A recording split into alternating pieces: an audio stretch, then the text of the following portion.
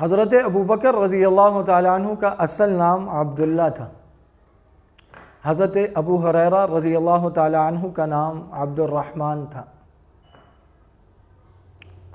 حضرت ابو ذر غفاری کا نام جندب بن جنادہ تھا۔ اور یہ جو ہے ابو بکر، ابو ہریرہ، ابو ذر، یہ کنیتیں ہیں۔ عرب میں رواج تھا کہ اولاد کے نام سے کنیت کرتے تھے، جیسے بیٹے کا نام عبداللہ تو والد ابو عبداللہ، بیٹے کا نام ذر تو والد ابو ذر۔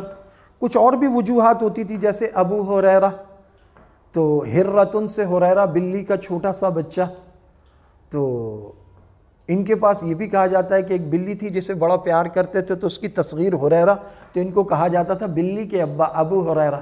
جیسے آپ صلی اللہ علیہ وسلم نے پیار سے حضرت علی کو کہا تھا ابو تراب، تو ان کو بڑی کنیت پسند تھی، کوئی ابو تراب کہتا تھا تو کھل جاتے تھے۔